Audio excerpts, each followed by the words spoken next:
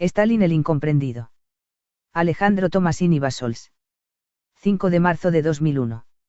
Hoy, hace 48 años, murió el estadista más decisivo del siglo XX, José Vissarionovich Dugashvili, mejor conocido como, el de hierro, esto es, Stalin. Quisiera dedicarle unas cuantas palabras. Como prácticamente todo el mundo, yo también padecí lo que podríamos llamar la versión hollywoodense, si es de divulgación, o churchilliana, si es política, de Stalin, es decir, la visión distorsionada y superficial de un villano todopoderoso, semi-ignorante, sediento de sangre y culpable de toda clase de crímenes en contra no solo de su pueblo, sino de la humanidad. Lo grave de caricaturas como esa no es la crítica moral subyacente, que ciertamente no son los gobiernos norteamericano o británico los más autorizados para emitir, sino la descarada deformación de la historia que implica. En este punto, es menester percatarse del sutil y ambiguo rol que juegan en las reconstrucciones históricas y para nuestra comprensión del pasado el espacio y el tiempo. Nosotros, para bien o para mal, pertenecemos a la zona de influencia de la cultura anglosajona, a cuyos intelectuales les correspondió, después del triunfo, escribir la primera versión de la Segunda Guerra Mundial, de los hechos que a ella condujeron y de sus implicaciones. Difícilmente habríamos podido sustraernos a la influencia de las interpretaciones y los puntos de vista de los vencedores. Por otra parte, es innegable que el tiempo juega un papel curioso en la gestación de nuestras tomas de posición, dependiendo de cuán cercano o alejado nos resulte un personaje o un evento particular. Así, y no sin razón, admiramos la labor colonizadora de algunos de los grandes conquistadores del pasado. No hay más que poner los pies en el Medio Oriente para sentir la grandeza de Alejandro, echarle un vistazo a la Guerra de las Galias para entender qué clase de hombre superior era César, o hacer un recorrido por Europa Central para captar el genio del general Bonaparte. Todo ello y más es factible en parte al menos porque pensamos sobre seres extraviados ya para nosotros en el flujo de la vida.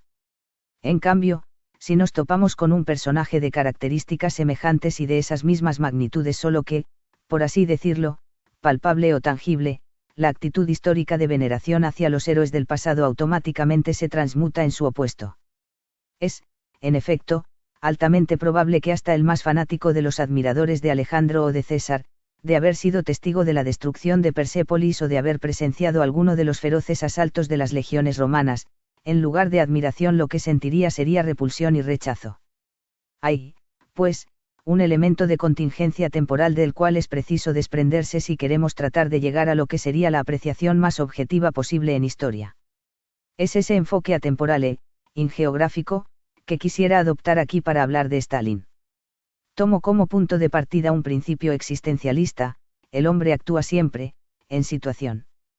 Por consiguiente, si queremos comprender el fenómeno Stalin, lo primero que tenemos que preguntarnos es, ¿cuál fue el contexto social de ese hombre, es decir, qué mundo le tocó a él vivir?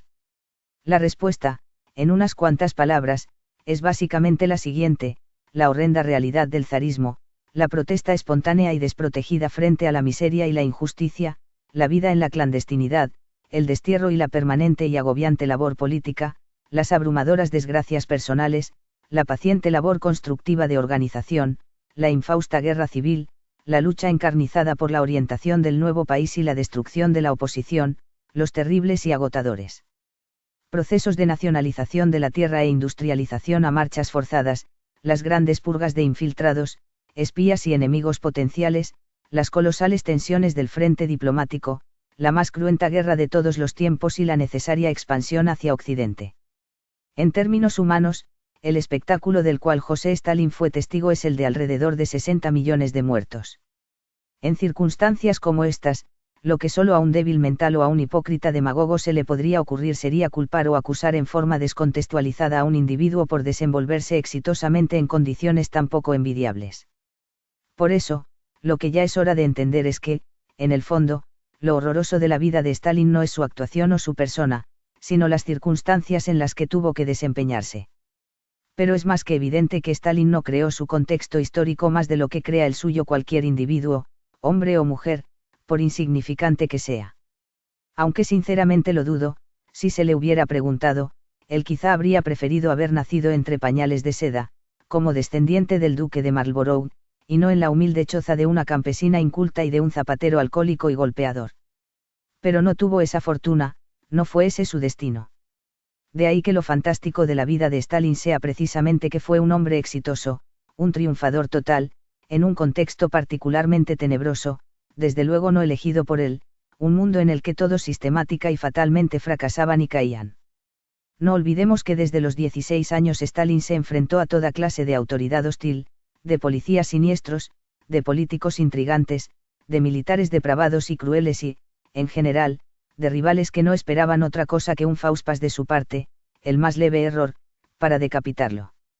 Que quede claro de una vez por todas, sus adversarios no fueron nunca inocentes párvulos, abnegadas monjitas o moralistas desinteresados, sino gente capaz, con posibilidades y dispuesta a todo con tal de desplazarlo. El problema es que no pudieron porque, y aquí el parangón con Fidel Castro es inevitable, Stalin simplemente se volvió indispensable, insustituible. Quien sabía tanto de producción de trigo como de producción de cañones, de ingeniería civil como de las perfidias de la diplomacia internacional, era Stalin. Por ello, dejando de lado preferencias políticas, me parece que hasta el más acérrimo de sus enemigos o detractores, que con toda seguridad habría estrepitosamente fallado allí donde él salió vencedor, si fuera honesto habría de reconocer que estamos hablando de un hombre de Estado con quienes muy pocos, en el millón de años que tiene el Homo sapiens, podrían equipararse en carácter, astucia y congruencia política. ¿Por qué pudo Stalin convertirse en irreemplazable y salir airoso en esa peligrosa selva política que era el Politburó del Comité Central del Partido Comunista de la Unión Soviética? No por casualidad ni porque sus colegas le hubieran de buena gana concedido tal privilegio. La verdad es que las cualidades de nuestro personaje son tan obvias que resulta hasta trivial mencionarlas. En primer lugar, era un hombre valiente. No conozco a nadie todavía que se atreviera a escaparse completamente solo de lo que eran las prisiones zaristas del norte de Siberia y a caminar cientos de kilómetros por la estepa helada con no otro fin que el de reincorporarse a la lucha social. En segundo lugar, Stalin tenía grandes dotes de organizador, congregaciones estudiantiles, células de sabotaje, grupos de resistencia obrera, corporaciones partidistas, órganos de represión, redes diplomáticas, etc., todas esas formas, y muchas más, de acción coordinada se beneficiaron de su destreza. En tercer lugar, Stalin era un hombre con genuinos ideales políticos.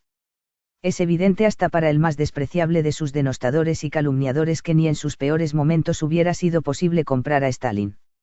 Este pertenecía a esa minúscula familia de humanos formidables que, independientemente de sus convicciones, no están dispuestos a hacer concesiones, no transigen, no negocian, no claudican.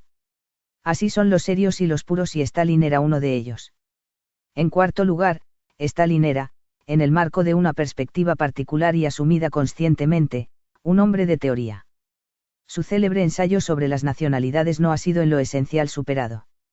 Sus consideraciones de materialismo histórico son siempre ilustrativas y aunque limitadas, sus especulaciones sobre las relaciones entre el lenguaje y el pensamiento son magníficas. Evidentemente no era, en el sentido más purista y estrecho de la expresión, un académico, pero que académico podría organizar un plan quinquenal, dirigir el contraataque en Stalingrado o conducir las negociaciones con Churchill en Teherán. Yo de todos modos estoy convencido de que era un hombre que, a los 60 años, hubiera podido impartir en las mejores universidades del mundo y mejor que nadie una cátedra que hubiera podido llamarse sobre la vida. Empero, si bien podía enseñar, y mucho, no era esa su función. La de él era mandar y construir y eso es algo que, como argumentaré en breve, dejó en claro que sabía hacer. Yo pienso que, después de lustros de sistemática desfiguración, y, por ende, incomprensión, histórica ha llegado el momento de hacerle un poco de justicia a Stalin. Para ello, lo primero que hay que hacer es desligarlo de Lenin, quien a final de cuentas le sirvió como catalizador y canal para su propio desempeño político. Lenin, lo sabemos, dio un audaz golpe de Estado y se entronizó en el poder, pero es innegable que hacia el final de su vida ya no tenía un programa político inequívoco y que, con tal de mantenerse en su posición de líder supremo, y de la cual era extraordinariamente celoso, estaba dispuesto a llegar a acuerdos con fuerzas sociales retrógradas y a pactar con quien fuera necesario hacerlo, enemigos incluidos. Su famosa nueva economía política es el mejor testimonio de ello. Pero se topó con Stalin, quien venía con otra trayectoria, esto es, una trayectoria de contacto directo con los obreros reales y no nada más con la figura teórica del explotado, con la policía real pisándole los talones y no cómodamente organizando desde Suiza la sublevación. Y Stalin logró lo inconcebible, desplazó a Lenin y al poco tiempo, y sin mayores trabajos, a Trotsky. Se produjo entonces un corte en la historia de Rusia y en verdad del mundo, porque lo que con Stalin ya al frente del gobierno como líder indiscutido se inició fue algo completamente nuevo, ni más ni menos que la invención y la construcción de la Unión Soviética. Por ello, dan ganas de decir, a Lenin lo que es de Lenin, a Stalin el socialismo real. Así, eso que pasó a la historia como Unión Soviética es la gran creación de José Stalin. En este sentido, tal vez solo Alejandro sea comparable a él. Lo que Stalin forjó, en efecto, y a un costo, es cierto, gigantesco, fue una cultura que no tenía precedentes, un sistema totalmente nuevo de relaciones de propiedad y humanas, una nueva concepción del hombre, un arte nuevo y todo ello, paradoja, en nombre precisamente de Lenin, estadios Lenin, avenidas Lenin, montañas Lenin, metro Lenin, museos Lenin, escuelas Lenin, etc. No es a otro sino a Stalin a quien Lenin debe su transformación en semidios.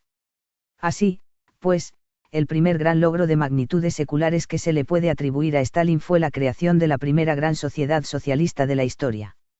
Desde mi perspectiva, la civilización soviética fue un sueño de la historia, un sueño que en mi opinión alcanzó su cenit en 1935, que fue, dicho sea de paso, cuando el filósofo más grande de todos los tiempos, Ludwig Wittgenstein, pasó 3 meses en lo que ya para entonces era un pujante país.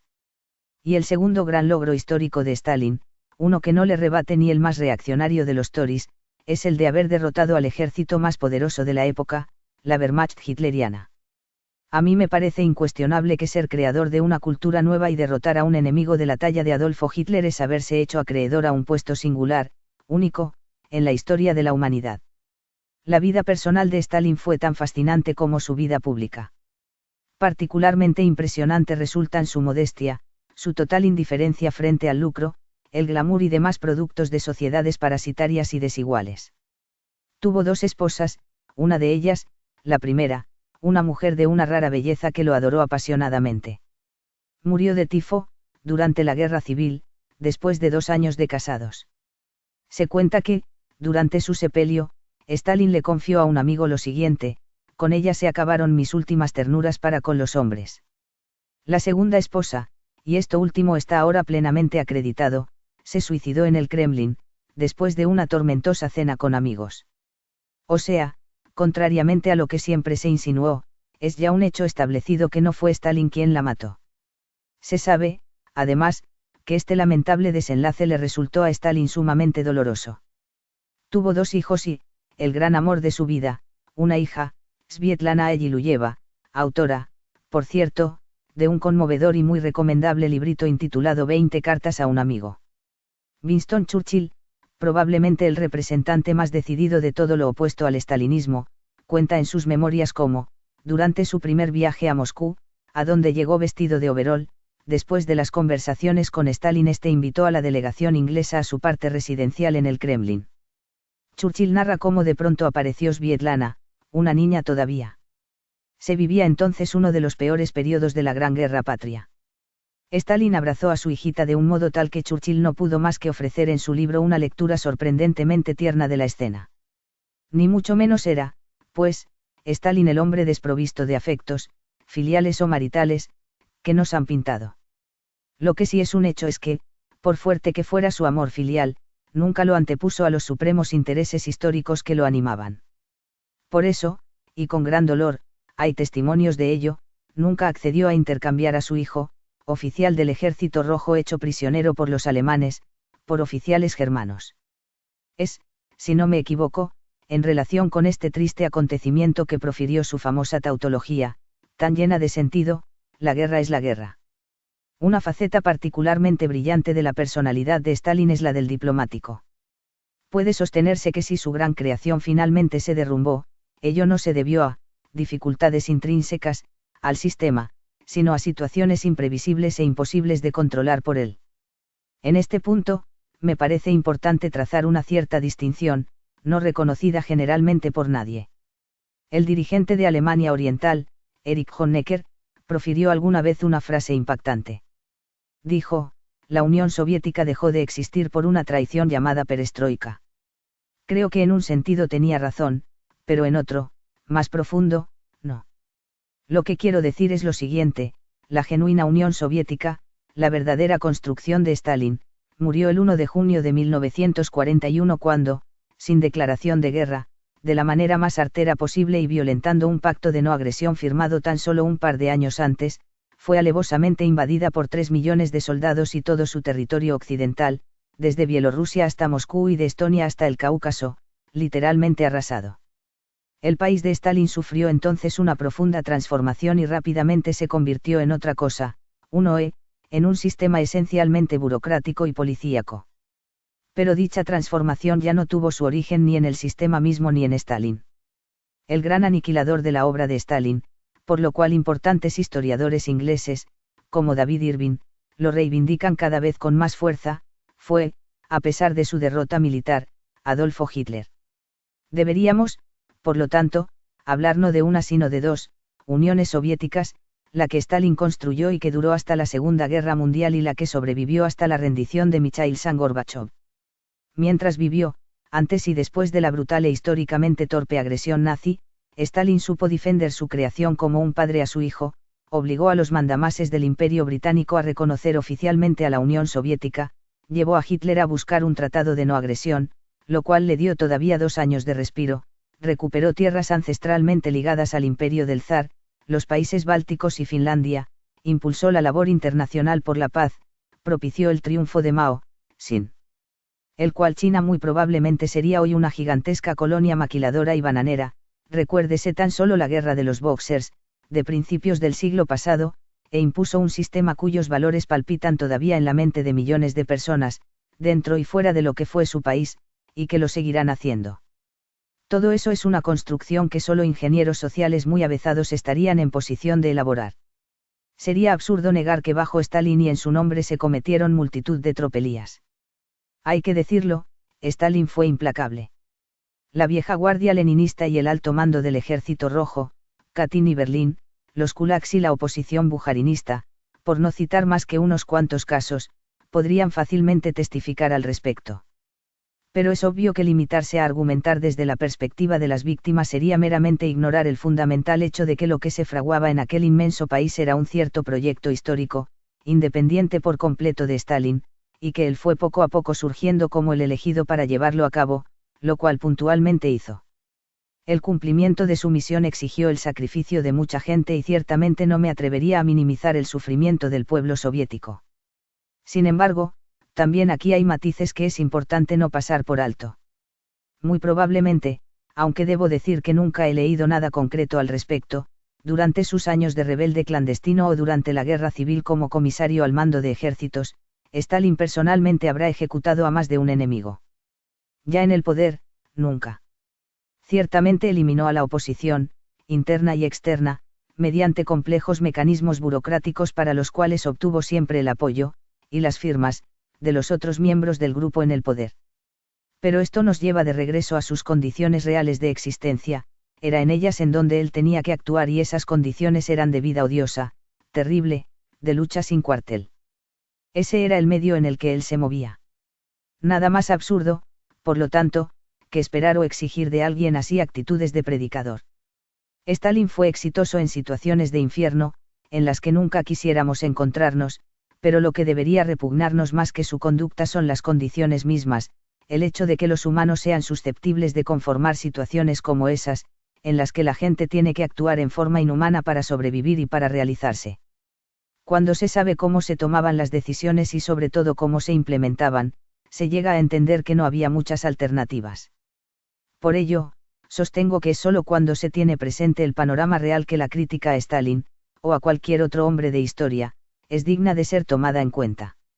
La pregunta que siempre se debe uno hacer es, si yo me hubiera encontrado en la situación de Stalin y hubiera tenido que enfrentar los dilemas y las encrucijadas que él enfrentó, ¿cómo habría procedido? Si alguien, conociendo los detalles del caso, presenta vías de conducta diferentes y realistas, entonces su crítica a Stalin, o a cualquier otro de los grandes conquistadores de la historia, puede ser valiosa y habrá de ser atendida.